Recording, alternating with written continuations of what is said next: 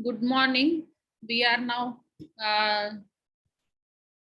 we are attending this lecture number 17, digital signal processing. In this lecture, we will discuss upon discrete Fourier transform, then discrete Fourier transform as a linear transformation. Up till now, we have discussed about IDFT and IDFT as a linear transformation. So in today in this lecture, we will try to solve the problem based on IDFT as a linear transformation. So let me share screen. So can you tell me what is the formula for inverse discrete Fourier transform? Are you remembering what is the formula? Formula for inverse discrete Fourier transform. What is that? Yes, somebody is talking. What is that formula? How do we find out inverse discrete Fourier transform? What is the output? Are you able to unmute yourself?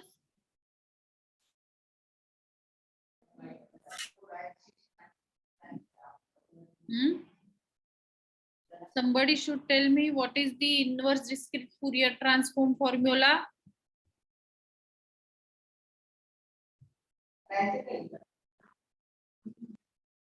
Vaishnavi, you want to say? Vaishnavi? Vaishnavi Swami.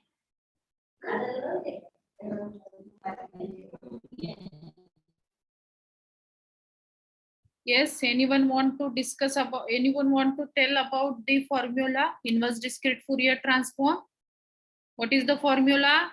What is the output in case of inverse discrete Fourier transform? X of n. X of n is the output, right? Which is equal to, now we are talking about inverse discrete Fourier transform. Yes, Vaishnavi, next. 1 by n. 1 by n, right? Summation. Summation here. K varies from 0 to K varies from 0 to n minus 1. 0 to n minus 1. Input is X of k.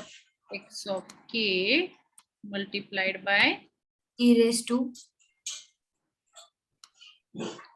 j 2 pi. Sign will be positive here, as we are calculating inverse discrete Fourier transform. So sign will be positive here. J 2 pi nk divided by capital N. nk divided by capital N. This is completely divided by capital N. Here we have considered one variable k. So there is one more variable called as a n. So what is the range of variable n? 0 to n minus 1. Right. So n is also varying from 0 to n minus 1. So there are two variables, n and k. So both the variables are having a range of 0 to n minus 1. So this is what about both the variables. One variable is n, another variable is k. So this is the formula for converting discrete Fourier samples into a discrete time domain signal. So this formula is called as a inverse discrete Fourier transform. This is called as a inverse discrete Fourier transform, as we are using it for converting discrete Fourier transform or discrete Fourier samples or frequency domain samples which are in discrete. This is very important. Discrete Fourier transform are going to be converted into a discrete time domain signal. So x of k is the input and output will be x of n. N here, n is nothing but the range of n we have written as 0 to n minus 1.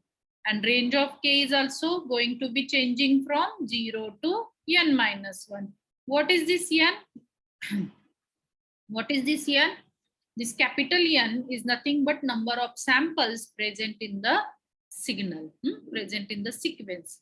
That is denoted by capital N. So this is the entire formula in order to convert the Fourier frequency domain signal into a time domain signal. So it is, we are performing inverse operation. Frequency domain is the input and output will be time domain. Therefore, the formula is known as the inverse discrete Fourier transform. So here next we have we already discussed about DFT as a linear transformation. How do we do this? By representing the entire sequence by using matrix. So we have represented this by using matrix, and we have written the formula for x capital N is equal to, this is IDFT as a inverse by using linear transformation. So xn is equal to xn. This is representing the output signal x of n, which is the output signal. It is represented by a one-dimensional matrix, okay, or vector you can say. So this x of n is represented by a vector, then 1 by n, followed by this is now. First of all, we will take W factor. Now here, as this is a inverse, so we have considered W raised to -1 suffix n into this input signal xk. So this is the representation of IDFT as a linear transformation, where the dimension of this output signal, what is the dimension? It is n by 1 matrix. Then dimension of this Tweedle matrix, W is nothing but Tweedle factor. So this dimension of this Tweedle matrix, it is also going to be n by n matrix. This is going to be n by n matrix, and this x of k for this is nothing but the input DFT samples, and the dimension of this is going to be n by 1. Dimension of this is going to be n by 1. So ultimately, when we perform matrix multiplication, n by n with n by 1. So what is the dimension you will be getting at the output side? At the output side, you will be getting n by 1 matrix as an output matrix. Okay. So this is the representation of IDFT. This is the representation of IDFT as a linear transformation. Is that clear? So now today what we are going to do, today we are going to solve problem based on IDFT computations. Okay, so we'll take up this, let us take down the example. Write down example x of k. Write down this example x of k is equal to, I have given, I think already example. Last lecture we started upon solution. What was the problem given in the last lecture? Or we have discussed upon only the formulation of IDFT as a linear transformation. What we did in the last lecture? Can any problem solve? पूर्ण problem solve केला आपण IDFT ने. हो ma'am, केले. Okay. So already we have solved the problem based on the IDFT. So let us take down one example, and then we will, this will be a homework example, and then we will start with the properties of DFT. Next topic that we are going to start with, called as a properties of IDFT, that we will do further. So write down the example. I will give you example.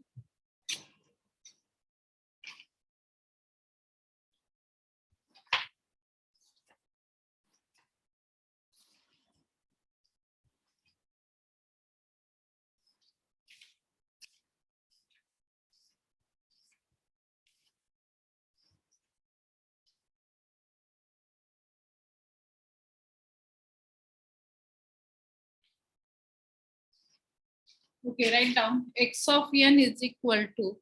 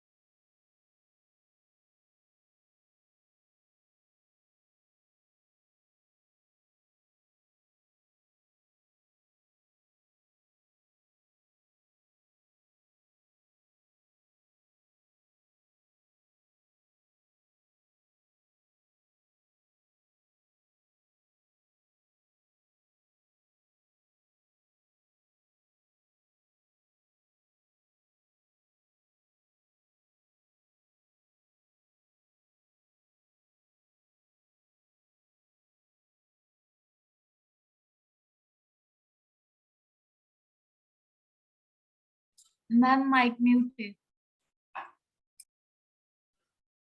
Calculate IDFT of a sequence x of k is equal to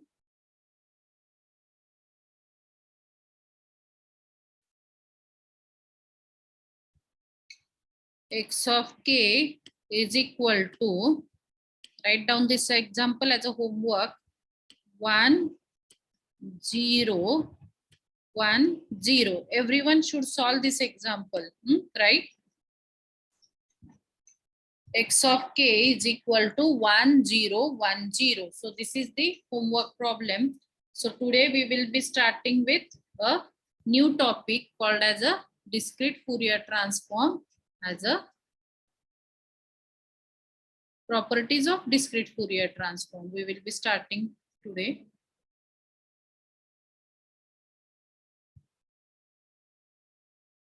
Yes. So we will start with properties of discrete Fourier transform. Have you taken down this example? X of k is equal to 1 0 1 0. This is one example where you will have to convert the frequency domain signal into time domain. So here IDFT, calculate IDFT of a signal, perform IDFT using linear transformation for a signal, using linear transformation for a signal x of k is equal to 1 0 1 0. So you'll have to find out IDFT of the sequence. The second example, x of n is equal to, write down the second example, x of n, it is equal to, in the bracket signal is 1 1 0 0. So perform DFT of a signal, calculate DFT of a signal using linear transformation. So this is the where you will have to apply DFT formula using linear transformation. You will have to apply DFT formula using linear transformation. So these are the two examples for you as a homework. So solve this homework and send me your homework. The homework credit will be considered separately. You people are not sending me homework, whatever homework I am giving in the class. So start sending your homework properly. If you are having any problem, if you are facing any doubt, you can personally discuss with me. You can personally give a call. So we can discuss immediately upon the problem, but don't keep mum. Solve the example and send me your answer, right? So next part that we are going to start today called as a properties of DFT. So next point of discussion is properties of DFT. Write down this, properties of DFT.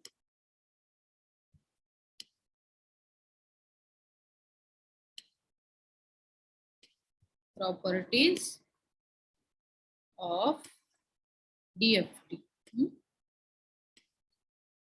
Write down this, properties of DFT. Okay, so I'm going to share a screen.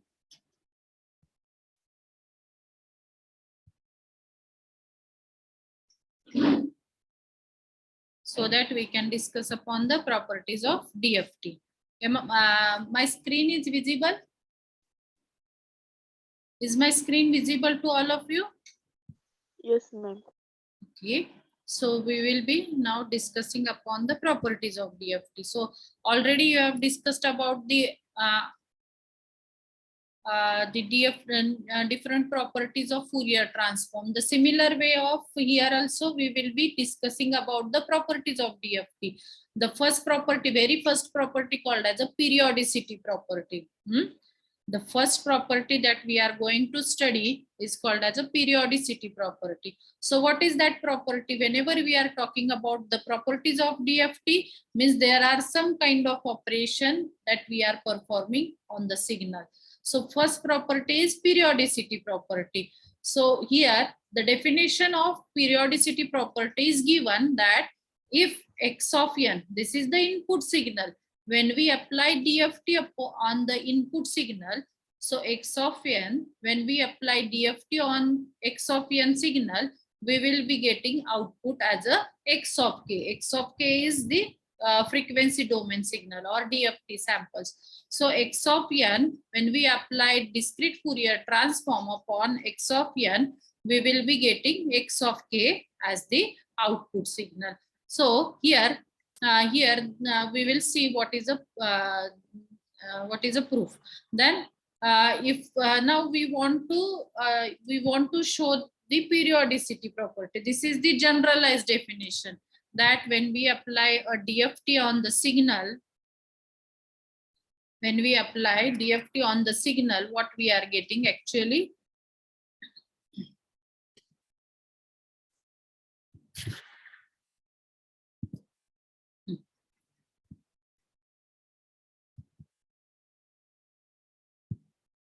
Okay. When we apply input as x of n, we will be getting output as a x of k.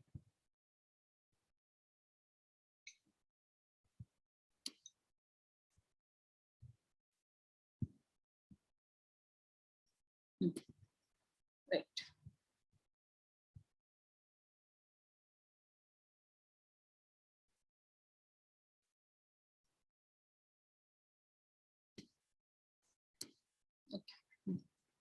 So now when we apply periodicity property, first what we are going to get?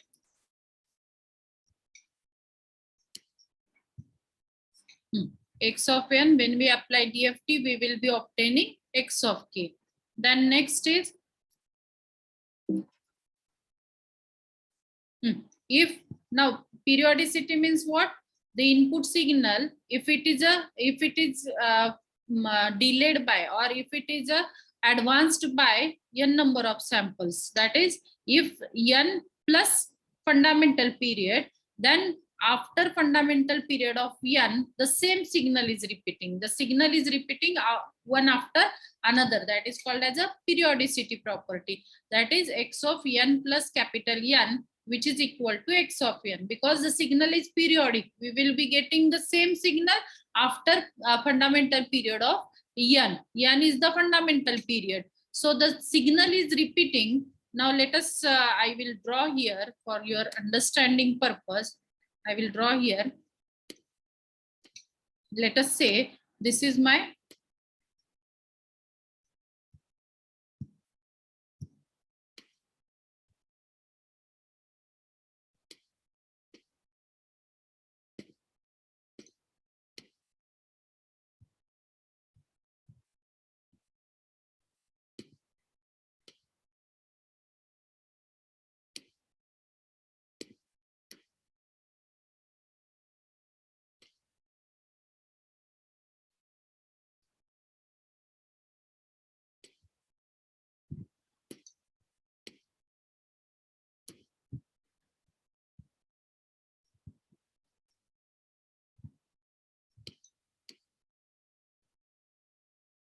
okay.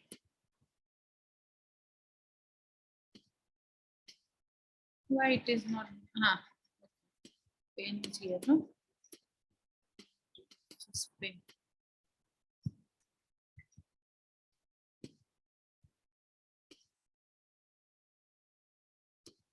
Okay. So this is our periodic signal.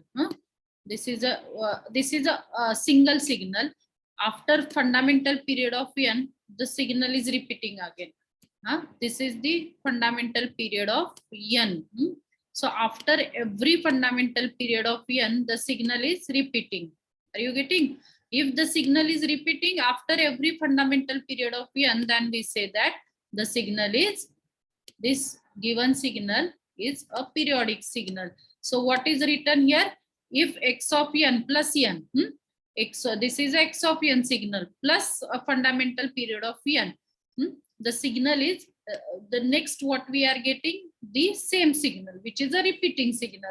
So as this signal is periodic signal, so in the same kind, we want to show that if the input signal is periodic, then its frequency samples are also going to be a periodic. So the first property that we want to prove is periodicity property of DFT. That if DFT signal added with a fundamental period, the DFT signals are also repeating. So this is the first property that we are going to prove. It's called as a periodicity property, that if the input signal is periodic, it's a frequency domain or it's a DFT samples are also going to be a periodic. So for that purpose here, we will be considering here x of k, which is equal to, now we want to prove this. So let us write down the formula for DFT computation. So what is the DFT computation formula? X of k is equal to, this is the DFT formula. X of k is equal to summation n varies from 0 to n minus 1 x of n e raised to minus j 2 pi k n divided by capital N. So this is my DFT formula. What I want to show that if the input signal is periodic, its corresponding DFT values are also going to be a periodic. So this is what we want to show here upon the periodicity property. So for that purpose, what I have started with the DFT formula. What is my DFT formula? X of k is equal to summation n varies from 0 to n minus 1 x of n e raised to minus j 2 pi k n divided by capital N. Now what I'm going to substitute here? Now here x will be substituted for x of k plus n. Means k is now replaced by k plus n, right? Here k in the earlier expression, if you see that k in this case, now in the second expression, k is replaced by k plus n. If I am replacing k by k plus n in the equation, what are the changes going to take place here? In the exponential part, k is present. So in the exponential part, wherever k is present, it is going to be replaced by k plus n. This is going to be replaced by k plus n. So we will write here now expression. Summation n varies from 0 to n minus 1 x of n e raised to minus j 2 pi upon n. Now here k is present. Ita kya hai ki nahi? So k, what we are going to do? K is replaced by k plus n. So here k will be replaced by k plus n. This n will be as it is. Okay. So we will separate out this exponential part. So that is going to be summation n varies from 0 to n minus 1 x of n e raised to, now this n and this k will be multiplied. So it is e raised to minus j 2 pi upon n into kn, and this n and this capital N. But this n and this n going to be cancelled to each other. So what is going to remain here? E raised to minus j 2 pi n. So this is written here. E raised to minus j 2 pi n. E raised to the second part is written here, right? So when I replaced x by when I replaced k by kn, what I am getting here? Summation n varies from 0 to n minus 1 x of n e raised to minus j 2 pi n into e raised to minus j 2 pi kn divided by capital N. कधी मिळालंय हे? When I have substituted for k is replaced by k plus n, or substituted for k. What is the value of k? K we have represented by k we have replaced by k plus capital N. Then we have obtained this term. In the same manner, now we know that the x of n e raised to minus j 2 pi n. This is going to be, if I'm separating out this part, what I'm getting? If I'm separating out this part, what I'm getting? What is the value of this? This is nothing but cos काय असणार त्याची value? This is nothing but cos 2 pi n 2 pi n.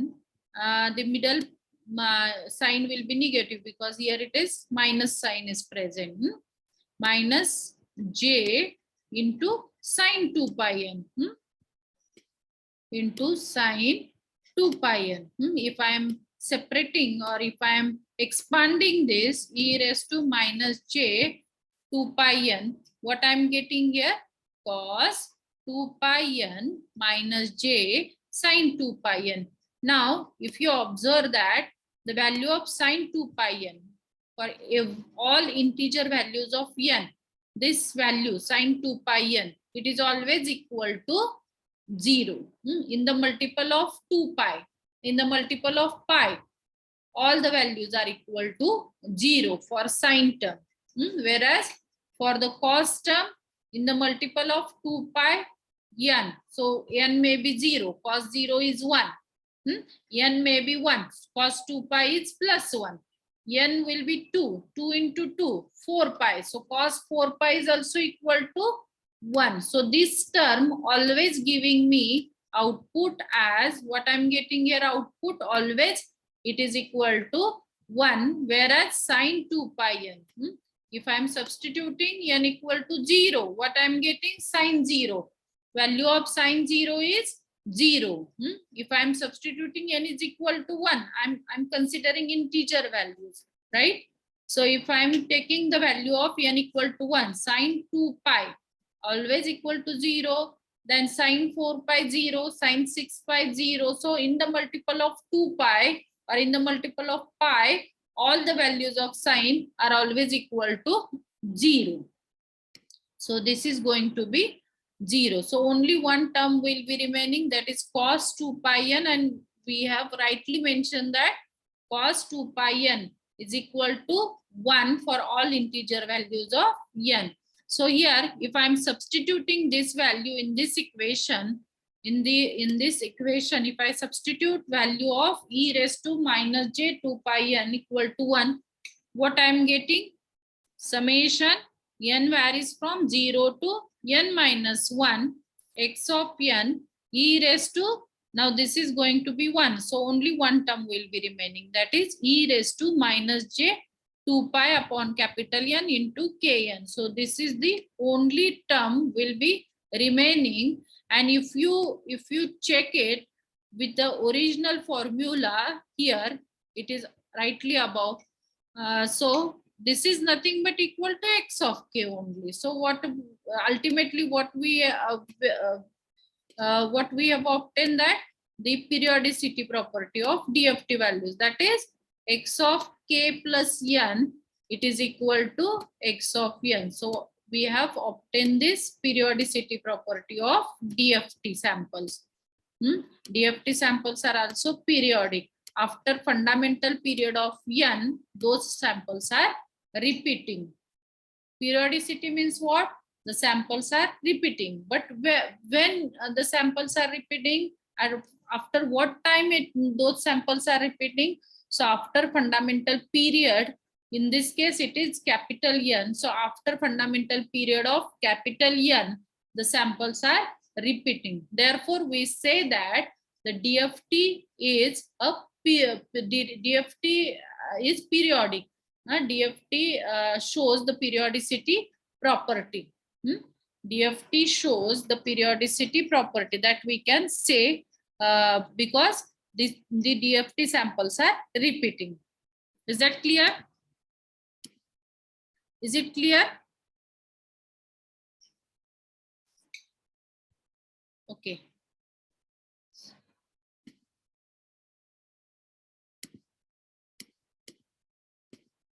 I don't know how it has.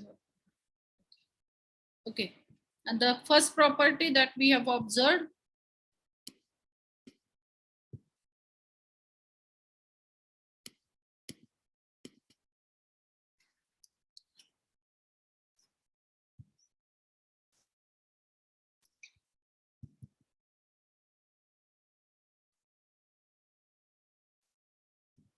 okay. The first property that we have observed called as a periodicity property. So hence we note that x of k plus capital N is equal to x of k. This tells us that DFT is a periodic with period of capital N. Capital N is nothing but the fundamental period. So this property tells that DFT is a periodic with the fundamental period of capital N. This is known as a cyclic property of DFT or periodicity property of DFT. The samples are repeating after fundamental period of N. So this is the first property that we have studied called as a periodicity property. What is that periodicity property? If I'm repeating definition of periodicity property, that if x of N having DFT as x of k, then x of k plus capital N is equal to x of k. So this shows, this particular example shows the periodicity property of DFT. Then next property we will be moving called as a linearity property. Write down this property. First is periodicity property. The next property we will observe called as a linearity property. Before moving towards linearity property, let us write down this periodicity property. Have you taken down? Write down this property.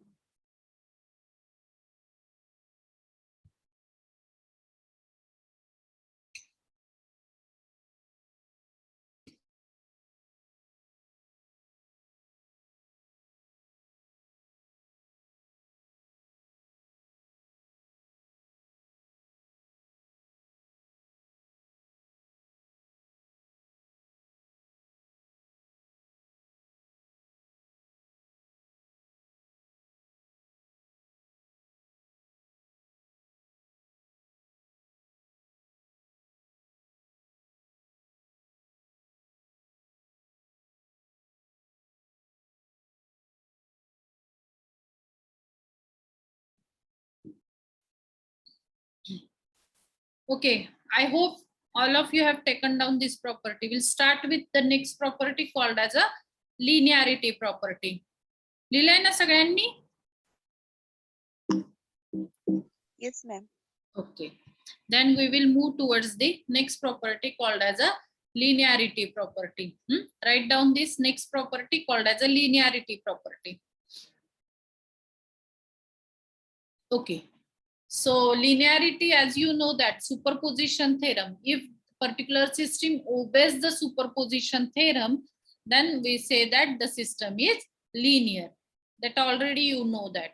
So here also we are going to apply the linearity property by means of superposition theorem. That is, weighted sum of input is equal to weighted sum of output. This means that input is A into x1 of N plus B into x2 of N. It means that weighted sum of input. Input is weighted by a scaling factor. What is that scaling factor? A and B. Then multiply केले ना input ला. So we can say that the input is weighted. Weighted sum of input. Weighted sum of input means A into x1 of N plus B into x2 of N. So here what we say that weighted sum of input gives weighted sum of output. That is A into x1 of k plus B into x2 of k. So this is nothing but the weighted sum of output. So here we can ultimately say that if weighted sum of input provides us weighted sum of output for DFT samples, then we can say that a DFT is a following linearity property. So we want to prove this. The DFT follows linearity property. So for that purpose, we have considered two sequences because we want to get the weighted sum of input. So we have considered two input signal. What are those two input signal?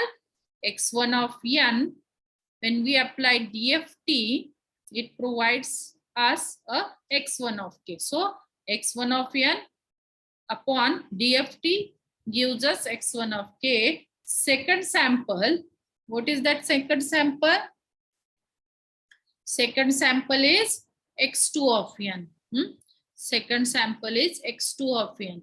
When we apply DFT upon the second sample x2 of n, what we get? X2 of k as a DFT samples. And now we want to weight it. So for weighing the input samples, we have considered the scaling factor A and B. So weighted sum of input is A into x1 of n plus B into x2 of n. So we'll see how it is going to provide such the weighted sum of output, that we will see by means of proof, or we will prove this. The DFT follows the linearity property that we want to prove. So for that purpose, let us consider the DFT formula first. What is the DFT formula? DFT formula is x of k is equal to summation n varies from 0 to n minus 1 x of n e raised to minus j 2 pi upon capital N into kn. So this is the DFT formula. Now what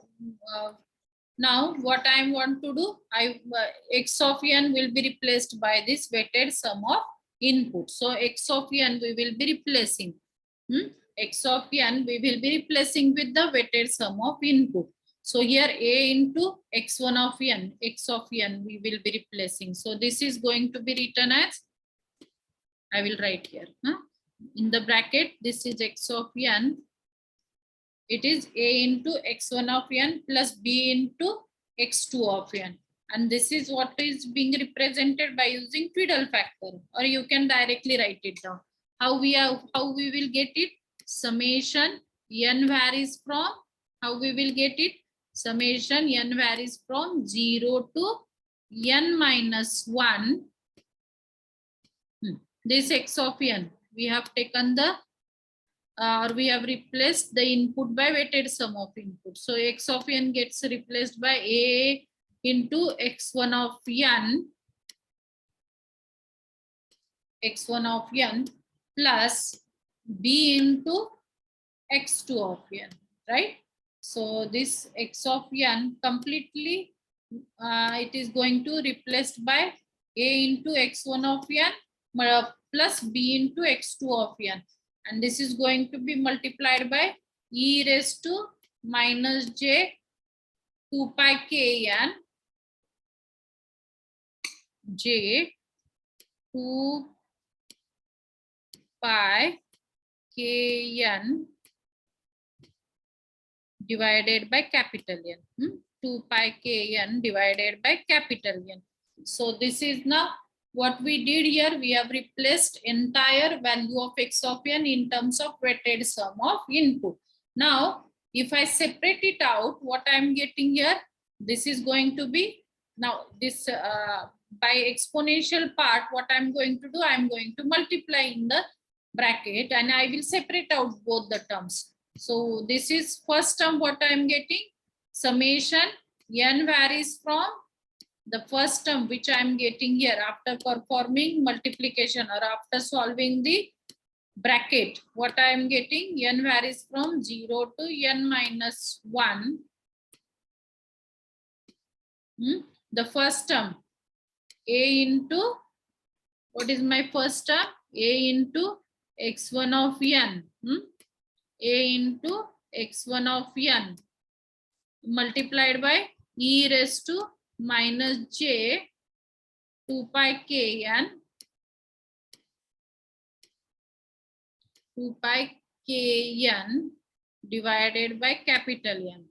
This is first term after solving the bracket. What will be the next term? Plus. Next term will be summation n varies from 0 to n minus 1 b into x2 of n, because second term we will be considering b into x2 of n. This is going to be x2 of n, and this is multiplied by e raised to minus j 2 pi kn, 2 pi kn divided by capital N. 2 pi kn divided by capital N. So this is going to be a second term. First term, what I am getting first term? Here it is first term. Summation n varies from 0 to n minus 1, a into x1 of n multiplied by e raised to minus j 2 pi kn divided by capital N. So this is going to be a first term plus second term. What is going to be there? N varies from second term. N varies from 0 to n minus 1. N varies from 0 to n minus 1. The second term is b into x2 of n. The second term is b into x2 of n multiplied by e raised to minus j 2 pi kn divided by capital N. So this is going to be a second term and this is the first term. So entire equation we have divided into, or we have solved the brackets and we have got the two terms. The first term I have written here and second term is here.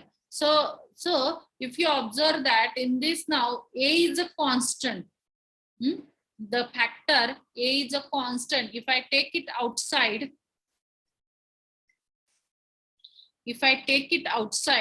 what I'm getting? If I take it outside, what will remain? A into summation.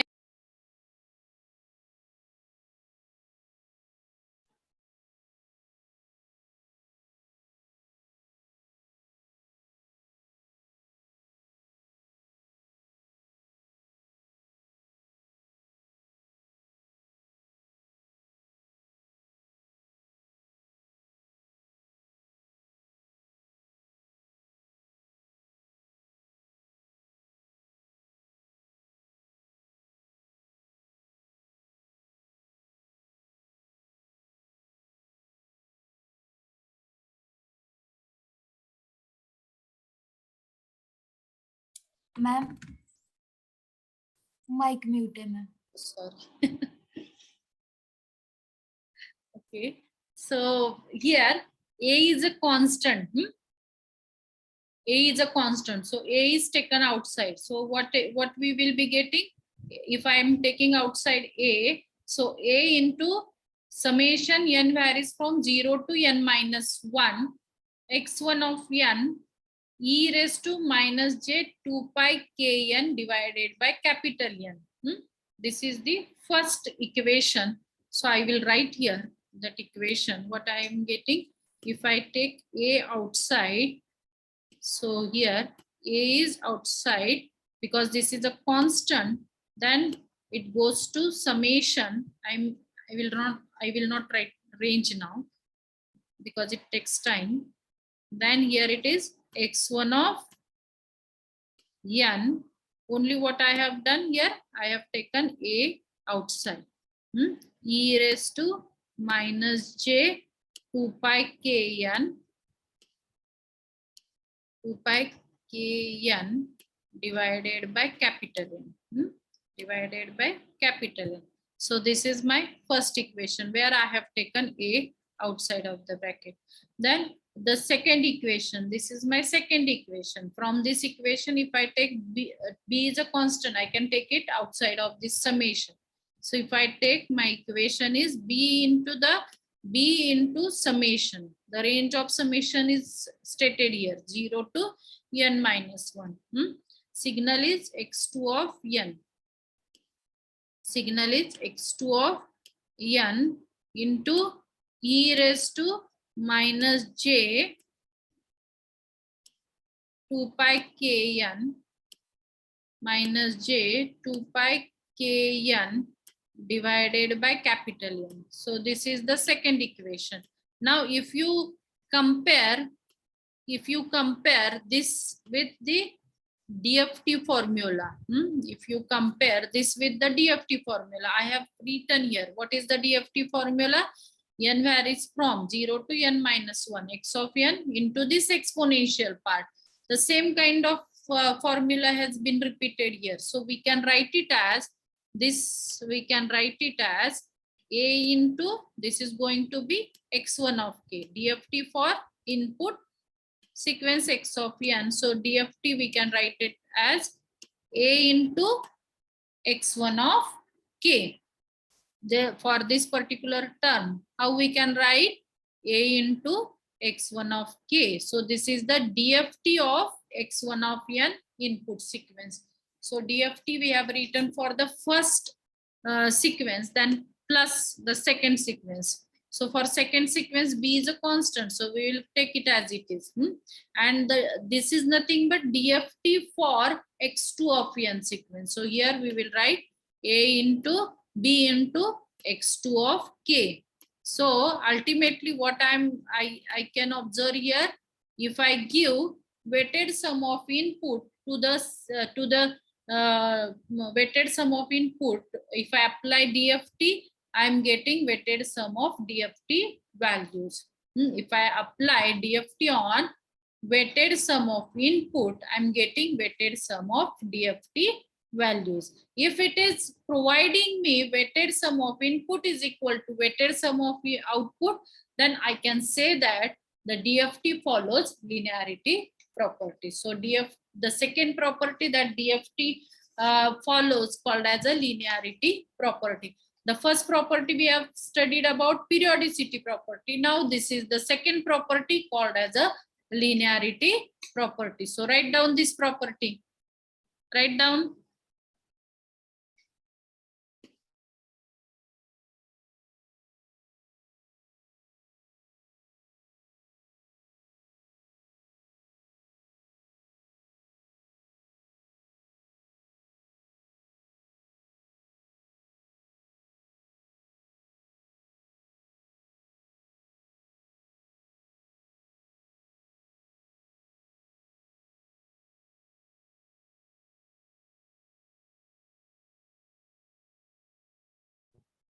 Okay, I hope all you have taken down this property. The second property called as a linearity property. The second property called as a linearity property. I hope all of you have taken down this property called as a linearity property.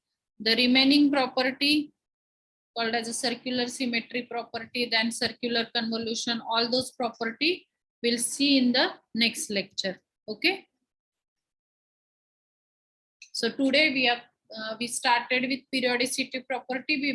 We ended up with the linearity property. Remaining 5-6 properties are there. So those we will see in the consecutive lectures. So with this, we'll stop here for today's lecture.